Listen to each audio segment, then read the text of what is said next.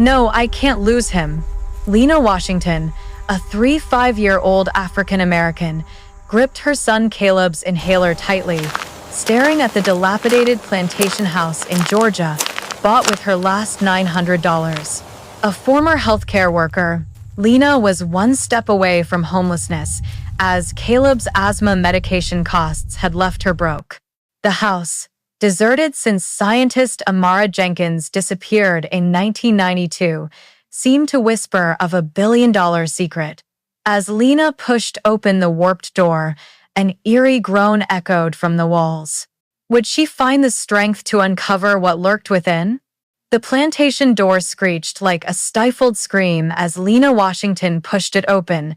Dust rose from the rotting floorboards like tiny ghosts. Lena, a 5-year-old African-American woman, stood frozen at the threshold, her eyes scanning the desolate Georgia house she'd bought with her last $900. The musty smell stung her nose, mingling with fear and fragile hope. This house, once owned by scientist Amara Jenkins before her disappearance in 1992, was Lena's last chance to save herself and her 3-year-old son, Caleb, from homelessness. But as the light from her phone's flashlight swept across the peeling walls, Lena sensed a secret lurking. The plantation house, set on 4 acres at the edge of Peach County, looked like it belonged in a horror movie. Shattered windows gaped open, white paint peeled to reveal gray wood. The porch sagged as if ready to collapse. Lena, once a healthcare worker with sharp eyes and steady hands, felt small before this reckless decision. She'd lost her job when the local clinic closed, and skyrocketing rent had emptied her emergency fund. Caleb, with severe asthma, needed costly medication and a clean environment, things this house could hardly provide. They couldn't stay inside tonight. Lena decided to camp temporarily in an RV borrowed from a friend at the cafe where she worked morning shifts. As the sun set, she and Caleb reclined in the old vehicle, draped in a thin blanket. Caleb, with wide eyes and tightly curled hair, looked at his mother with worry. The house looked scary, but he didn't want to burden her. Lena forced a smile, brushing his hair. "It'll be okay, sweetheart. This is our home. No one can take it from us now."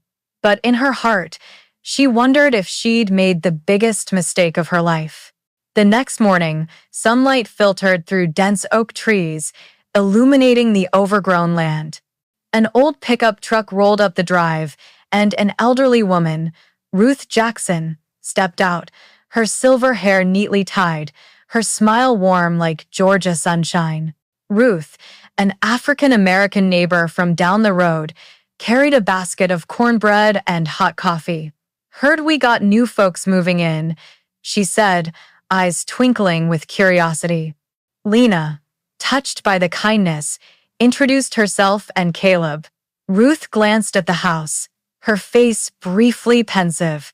This place belonged to Amara Jenkins, a special woman. She turned this land into a medicinal garden, healing folks around here.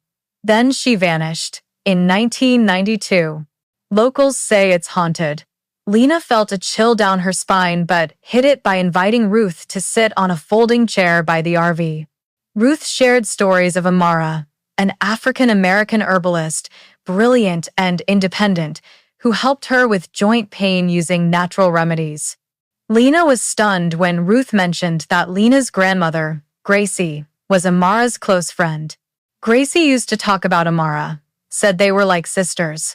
"They grew up together at the Baptist church nearby," Ruth said, her gaze distant. Lena had never known her grandmother had ties to this house's owner. A strange feeling, like fate, stirred within her. That afternoon, Jamal Carter, an African-American contractor with a tall frame and a friendly smile, arrived with a toolbox. "Heard you need help," he said, refusing payment when Lena hesitated, explaining her tight finances. "Consider it neighborly. Besides, Amara was good to my family. I owe her." Jamal inspected the house, confirming the foundation was solid but the roof wiring, and plumbing needed major repairs. Lena felt the weight of the challenge, but Ruth and Jamal's support made her feel less alone.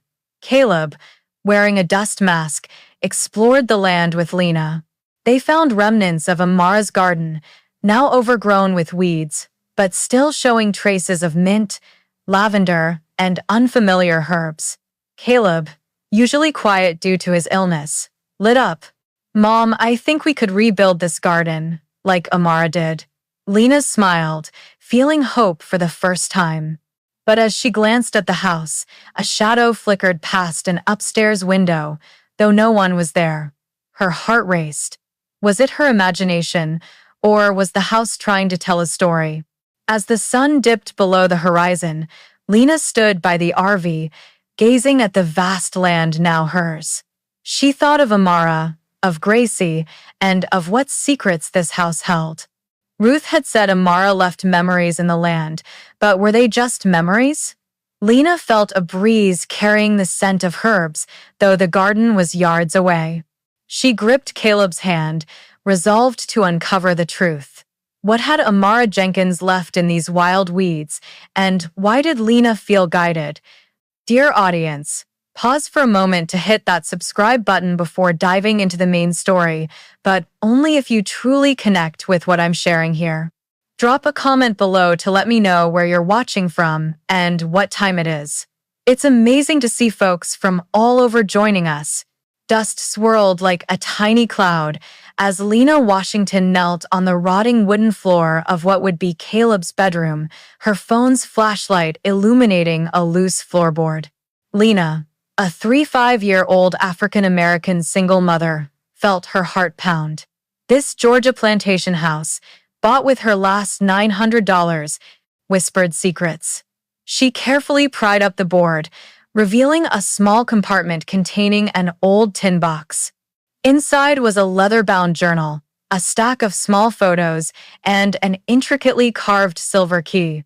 These items, belonging to Amara Jenkins, the scientist who vanished in 1992, seemed to call Lena's name, drawing her into a deadly mystery.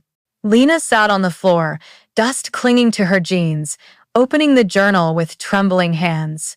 Amara's handwriting was neat, precise, like that of a woman with purpose. The first page read, Amara Jenkins, 1988. My property. The opening lines brimmed with hope, detailing Amara's journey, an African-American PhD in plant biochemistry, leaving the city to build a life in rural Georgia. She described renovating the plantation house, planting a medicinal garden, and befriending neighbors, including Lena's grandmother, Gracie. Lena froze. Gracie had never mentioned Amara, but memories of homemade herbal remedies on her grandmother's kitchen shelf flooded back. Had Amara inspired them? The journal revealed Amara was more than an herbalist. She had worked for a major pharmaceutical company before quitting over their greed-stifling science. At the plantation, she researched a compound from hybrid plants to treat Langston's disease, a rare autoimmune disorder causing organ failure. Lena, with her healthcare background, recognized the name a death sentence for patients with no effective cure. Amara wrote, "This compound could save thousands. It belongs to humanity, not profit."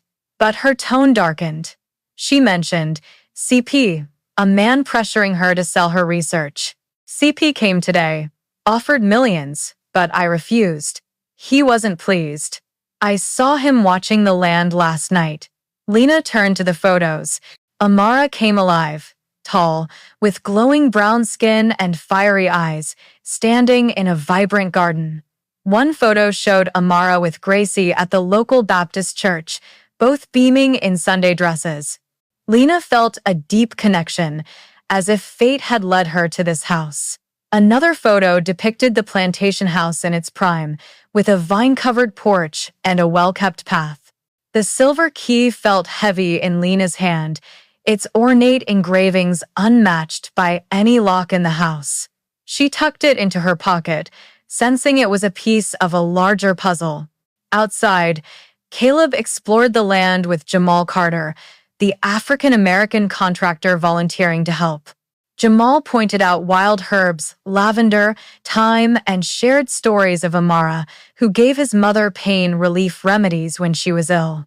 "She was like an angel to this community," Jamal said, his voice warm. Caleb, usually reserved, opened up, asking if they could revive the garden. Lena watched from the porch, her heart lifting at her son's smile. But the moment was cut short. Jamal called her upstairs. "You need to see this." On the master bedroom wall, faded floral wallpaper peeled back to reveal a hand-carved inscription. "The truth is underground. AJ, 1992. Lena and Jamal exchanged silent glances. This was Amara's message, carved just before she vanished. Lena felt a jolt of electricity. She recalled Ruth's words about Amara leaving memories in the land. Was this a clue to her research? Jamal suggested checking the land, especially near the old apple orchard where Amara often worked. But as they stepped outside, a strange car rolled slowly past the dirt road, as if watching. Lena gripped Caleb's hand, sensing danger lurking. That night, in the RV, Lena couldn't sleep. She reread the journal. Amara's final entries filled with fear. "CP says if I don't cooperate, things will get bad. I've hidden my work somewhere safe. If I disappear, the truth will wait for the right person." Lena looked at Caleb sleeping, his breathing slightly wheezy from asthma. She thought of Gracie, of Amara, and of their strange connection. The silver key gleamed on the table under moonlight streaming through the RV window. Who was CP, and why had Amara paid with her life to protect this secret? All right, dear audience, if you're hooked on this story, drop a comment with the number 1 or "I'm still here" to keep listening. Raindrops pattered on the Peach County Library roof, like whispers of buried secrets, as Lena Washington pushed through the door, Amara Jenkins' journal tucked tightly in her bag. Lena, a 35-year-old African-American single mother, felt the librarian's curious gaze as she asked for old newspapers from 1992. The Georgia plantation house, bought with her last $900, was no longer just a shelter for her and Caleb, but a maze hiding Amara's mystery, a scientist who vanished with research that could save thousands. Lena knew she was treading a dangerous line, but the truth beckoned. The library, with its smell of old paper and polished wood, held the town's history. Lena scrolled through microfilm, searching for clues about Amara. On the 15th of June 1992, articles stopped her. Local herbalist missing, suspected voluntary departure. It described Amara, an African-American woman with a Ph.D. from Howard University, vanishing without a trace, leaving her car, clothes, and precious medicinal garden. The police concluded she tired of rural life without digging deeper. Lena frowned, noting their indifference. Another small article mentioned Porter Pharmaceuticals, a company that failed a Langston's disease study in the late 1980s, losing millions. The name CP Clarence Porter, the company's CEO, hit Lena like lightning. She moved to a public computer, researching Porter Pharmaceuticals. The company was still a pharmaceutical giant with billions in revenue. Its history revealed Clarence Porter ran it from 1978 to 2005, when his daughter, Elise, took over as CEO. A 1990 Forbes photo showed Porter, an African-American man with a steely gaze, accepting an innovation award. Lena's heart raced as she realized Amara had faced a powerful force. A brief 1991 article noted Porter heavily funded the local sheriff's campaign, explaining the lackluster investigation into Amara's disappearance. Porter had deep influence. Back at the plantation, Lena shared her findings with Jamal Carter, the African-American contractor fixing the roof. Jamal, with calloused hands and earnest eyes, listened intently. He nodded when Lena mentioned the truth is underground inscription. Amara built a small lab behind the apple orchard, he said, recalling a repair job for her in 1991. It's sturdy, hidden. Maybe your key opens it. Under a blazing sunset, they waded through overgrown weeds, past brambles, to a small bunker nearly covered in vines. The silver key slid into a metal lock, turning smoothly as if recently maintained. Inside, the 4-square-meter room was surprisingly clean, untouched by animals or decay. Lena's flashlight illuminated shelves of dried herbs, a modern microscope, and notes plastered on the walls. A small safe under the desk opened with the same silver key, revealing 3 notebooks detailing the Langston's disease cure, with 95% effective trial results. A handwritten letter from Amara lay at the bottom. If you're reading this, I'm in danger. Clarence Porter wants my research for Porter Pharmaceuticals. I refused. He threatened my life. The truth must be protected. Lena trembled, grasping the billion-dollar value of this discovery. As Jamal checked the shelves, he found an old photo tucked in a notebook. It showed Amara and Gracie at a community fair, both in traditional attire, beaming. On the back, Lena read, "Cousins, forever." Her heart clenched. Amara wasn't just Gracie's friend, they were cousins, meaning Lena shared their blood. This revelation deepened her sense of duty, as if Amara had chosen her to carry on the mission. But as they left the bunker, a rustle in the bushes startled Lena. Her flashlight swept over, revealing nothing but darkness. Jamal gripped her hand, his eyes wary. That night, in the RV, Lena held Caleb tightly, her mind racing with questions. Amara's research could transform medicine, but why was Porter willing to kill for it? And how could Lena, a broke single mother, stand against a pharmaceutical empire? What else was hidden on this land, waiting for her to uncover? Sunlight streamed through the window of a small cafe in a nearby town, casting light on Lena Washington's anxious face as she slid copies of Amara Jenkins' research across the table. Lena, a 35-year-old African-American single mother, felt her heart pound as Dr. Nia Thompson, her former supervisor at the clinic, scanned the complex formulas with sharp eyes. The Georgia Plantation House, bought with Lena's last $900, had led her to this discovery: a billion-dollar Langston's disease compound created by Amara Jenkins, her distant cousin who vanished in 1992. But this secret brought danger, like a shadow trailing her. Lena chose this cafe for its discretion, far from Peach County, where gossip spread like wildfire. Nia, an African-American medical researcher with short curly hair and a warm voice, studied Amara's notes with growing awe. "Lena, do you realize what you're holding?" she asked, her voice low but excited. She explained that Amara's compound, extracted from hybrid plants on the land, was 95% effective against Langston's disease, a rare but deadly autoimmune condition.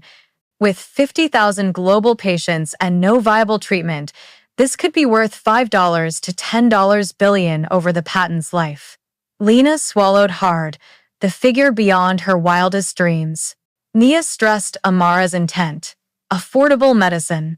Legally, it's tricky since Amara's missing, but ethically, it's clear. She wanted this for humanity, not a corporation. Lena nodded, feeling the weight of responsibility, not just for Amara but for Gracie, Amara's cousin and Lena's grandmother. She wanted to honor their legacy, but Amara's letter about Clarence Porter, CEO of Porter Pharmaceuticals, who threatened her, made Lena fear. Nia agreed to keep it secret and promised to contact a patent lawyer. "Be careful, Lena. If Porter knows what you found, they won't stop." Back at the plantation, the air felt heavier. Jamal Carter, the African-American contractor fixing the kitchen plumbing, noticed Lena's tension. When she shared the research's value, Jamal frowned. Porter Pharmaceuticals has a branch 20 miles from here. They've funded everything in this town, from schools to the sheriff's office. If they want something, they get it. His words were cut off by a sleek black SUV pulling into the drive. A tall, thin man in an expensive suit stepped out, introducing himself as Marcus Tate from the county assessor's office. Miss Washington, there's an issue with your property purchase. The auction had errors. The county offers $20,000 to settle. Lena felt her blood boil. What errors? I completed all the paperwork. Tate smiled, but his eyes were cold. The auction notice wasn't properly sent. Consider our offer, or face a lengthy dispute. Jamal, standing nearby, demanded official documents. Tate promised to send them, but left quickly, leaving unease. Lena realized this wasn't a legal issue, someone wanted her gone. Less than an hour later, another car, a BMW, arrived. The woman who stepped out, Elise Porter, vice president of Porter Pharmaceuticals, was the picture of elegance with neatly braided hair and a smooth voice. Miss Washington, our company is interested in this land for its unique plant samples. We offer $300,000 for the house and everything in it. Lena, stunned by the sum, recognized this as a bid for Amara's research. She refused firmly. This is my home, not for sale. Elise gave a tight smile, handing over a business card. The offer stands for 48 hours. Think of your son's future. As Elise drove off, Lena and Jamal stood in the yard, the red sunset glowing over the wild apple orchard. Caleb, playing nearby, suddenly coughed and wheezed. Lena grabbed his inhaler, but he struggled to breathe. She realized the land's dust might trigger his asthma, but a darker thought struck. What if it wasn't dust? She recalled Amara's letter, Porter's threats, and Tate's cold eyes. They knew what she'd found. How far would they go to stop her from exposing Amara's truth? Dear audience, are you still here? Take a moment to relax, maybe grab a glass of water, and keep listening to this gripping story. Drop a comment with the number 1 if you're hooked. Don't forget to hit that subscribe button. The cassette hissed like a whisper from the past as Lena Washington pressed play on the old machine borrowed from Ruth. Lena, a 35-year-old African-American single mother, sat huddled in the RV by the Georgia plantation house, her heart racing as Amara Jenkins' voice rang out, sharp but anxious. I told you, Clarence, my research isn't for sale. The house, bought with Lena's last $900, was now the heart of a billion-dollar secret tied to Amara, her distant cousin, who vanished in 1992. But as Clarence Porter's cold, threatening voice replied on the tape, Lena realized her life and Caleb's were in danger. The recording, found in the safe in Amara's hidden lab, was damning evidence. Everyone has a price, Dr. Jenkins, Porter said, his voice sharp as a blade. Your research is worthless without us. Cooperate, or things will get difficult. Amara stood firm, insisting her Langston's disease compound must reach everyone, not be locked away for Porter Pharmaceuticals' profit. If anything happens to me, the truth will come out, she declared. The tape ended with Porter's threat. Everyone has a weakness, Jenkins. You'll regret this. Lena shivered, realizing this wasn't just a research dispute, it was a motive for murder. The next morning, Lena woke to Caleb's wheezing cough. The 3-year-old, with smooth brown skin and worried eyes, clutched his chest by the RV's sink. Lena grabbed his inhaler from her bag, but as he used it, no medicine came out. She checked it, her heart sinking. The nearly full inhaler now held only water. Someone had sabotaged it.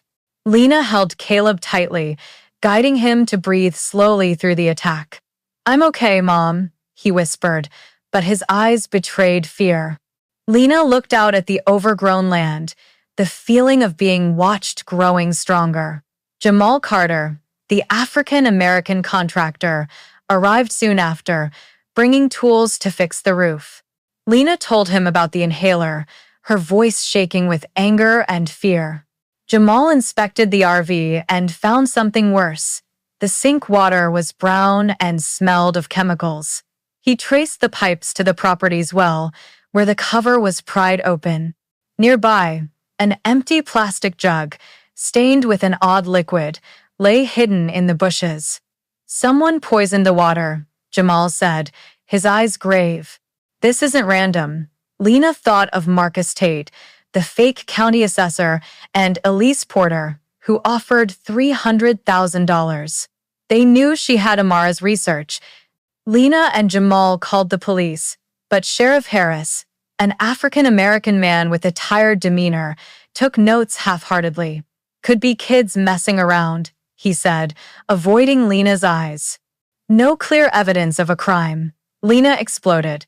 "Poisoned water, my son's inhaler sabotaged, and you call it mischief." Harris shrugged, promising to look into it, but his attitude echoed the apathy in Amara's case.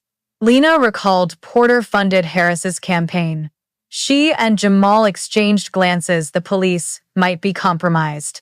That afternoon, Lena prepared to take Caleb to Jamal's house for safety. As she turned the key in the RV, Jamal shouted, "Don't start it." He slid under the vehicle, then stood, his face grim. "Brake lines are cut. If you'd driven down that hill, you both wouldn't have made it." Lena's blood ran cold, and she hugged Caleb tightly. This wasn't a threat, it was attempted murder. They called Harris again, but he remained skeptical, demanding concrete evidence, linking it to Porter Pharmaceuticals. Lena realized she couldn't rely on local authorities. That night, in the RV, Lena and Caleb huddled under a blanket, moonlight highlighting Amara's silver key on the table. Lena thought of Amara's voice on the tape, of Gracie, and of the duty she carried as their heir. But danger was closing in. She heard twigs snap in the apple orchard, as if someone lurked. Jamal, standing watch outside, swept his flashlight but saw nothing. Lena held Caleb's hand, vowing to protect him at all costs. Could she keep him safe when an unseen enemy struck from the shadows?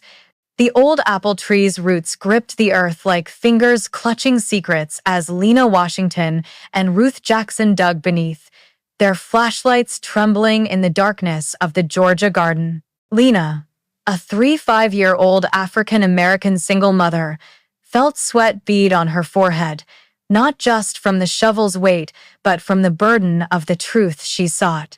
The plantation house, bought with her last $900, was now a battlefield between her and Clarence Porter's pharmaceutical empire, which had threatened Amara Jenkins, her distant cousin, who vanished in 1992.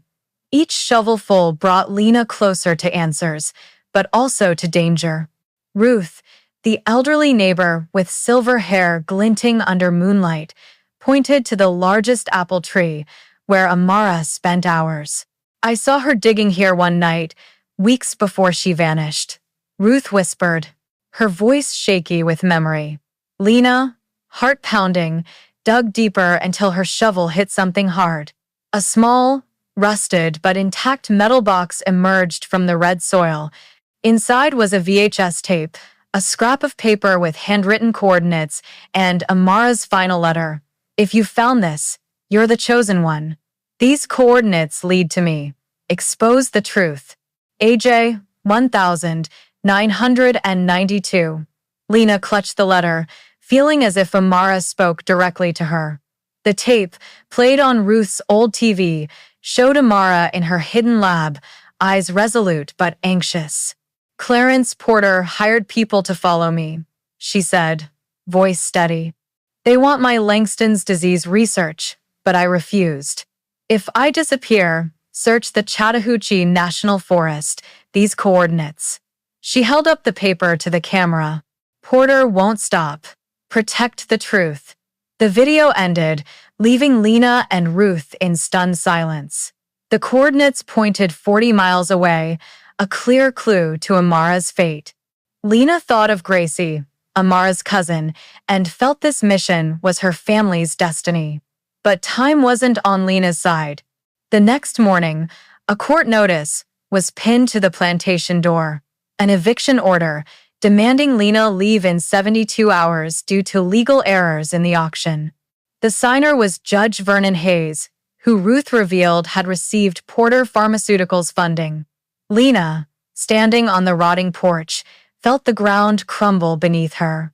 She'd faced poisoned water, a sabotaged inhaler, cut brake lines, now eviction from what she called home. Jamal Carter, the African-American contractor, squeezed her hand, his eyes firm. "We're not giving up. Amara didn't, and neither will you." Lena acted fast.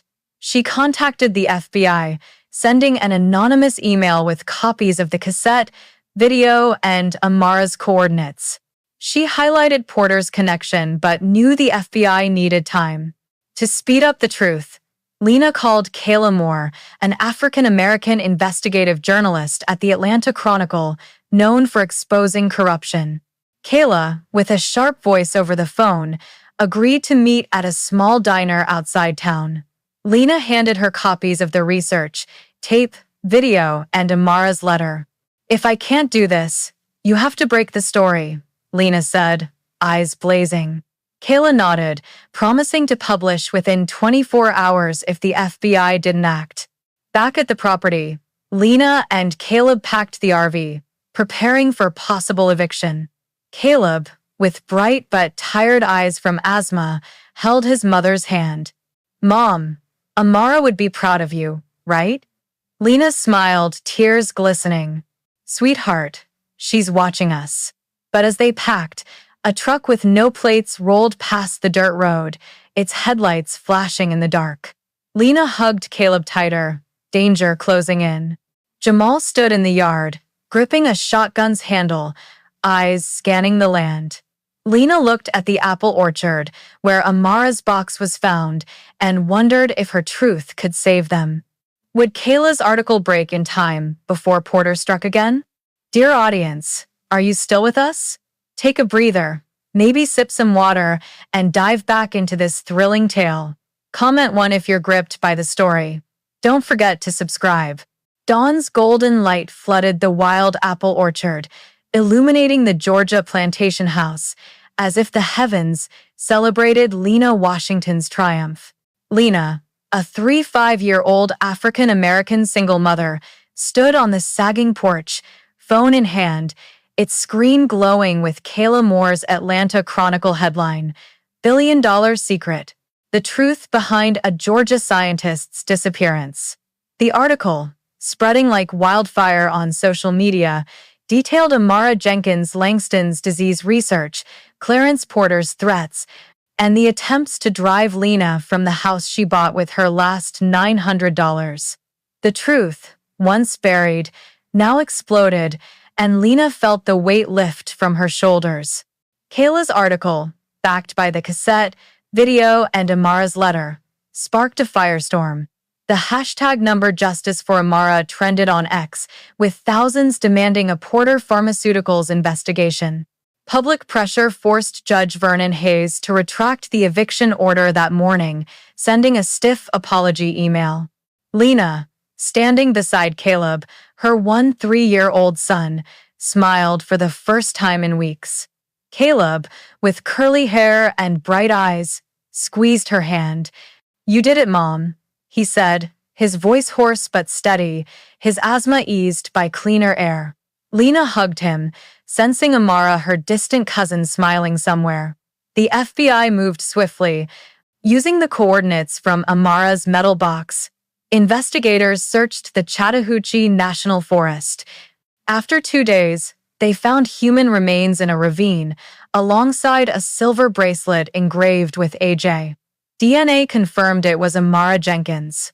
Forensic reports showed she was attacked, and Lena's tape and video evidence directly linked Clarence Porter. One morning, news broke. Porter, now 78, was arrested at his Atlanta mansion, charged with murder and obstruction of justice. Porter Pharmaceuticals' stock plummeted as investors fled. Lena, with Dr. Nia Thompson and a patent lawyer's help, registered the Langston's disease compound under Amara Jenkins' name. She rejected buyout offers from other pharmaceutical companies, honoring Amara's wish for affordable medicine. Lena founded the Amara Jenkins Foundation, using patent profits to fund medical research and support Georgia's African American community. The plantation house, once a ruin, was restored with Jamal Carter's help, the African American contractor who became Lena's close companion. They transformed the land into Amara's Grove, a community center with a medicinal garden, health classes, and a free clinic. Each day, Lena and Caleb tended the apple orchard where Amara's box was found. Lavender and thyme regrew, symbols of healing. Jamal, with his warm smile, often joined, teaching Caleb to prune branches while Lena oversaw foundation projects. One afternoon, as the sunset bathed the land in gold, Lena found an old photo among Gracie's belongings, sent from the local Baptist church. It showed Amara, Gracie, and Lena at age 3, standing under the big apple tree. Lena smiled, tears shining. She felt Amara and Gracie guiding her through this journey. Peach County's community shifted too. Those once silent from fear of Porter now openly supported Lena.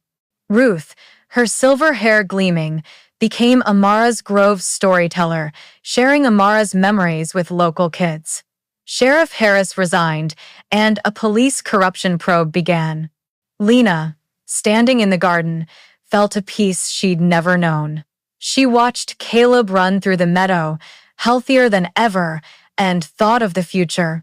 Amara's Grove wasn't just a refuge, it was a beacon of hope. As Lena gazed at the house, now freshly painted with a sturdy porch, a breeze carried the scent of herbs, though the garden was yards away. She smiled, knowing Amara's story wasn't over. Could Amara's Grove inspire a new generation, or were more secrets waiting to be uncovered? Under a silver moon, Amara's Grove glowed like a gem in rural Georgia, where Lena Washington transformed a dilapidated plantation house into a symbol of healing. Lena, a 5-year-old African-American single mother, stood on the freshly painted porch, watching Caleb, now healthy, play in the medicinal garden. The Amara Jenkins Foundation, built on her distant cousin's billion-dollar research, provided affordable medicine and supported the African American community. Jamal Carter, with his warm smile, helped Lena tend the land, while Ruth kept Amara's legacy alive in everyone's hearts. Lena learned that courage and family love could defeat darkness. From facing Clarence Porter's threats, she turned pain into hope, bringing justice for Amara and the community. Amara's Grove proved that a painful past could seed a bright future, but a note found in Gracie's photo frame, hinting at Amara's forgotten research, stirred a chill breeze, as if Amara called. Is this journey truly over? Drop a comment if you want the next chapter. Where are you watching from? And what time is it? I'm grateful for your company. Share this story with loved ones in the U.S. to spread Amara's tale.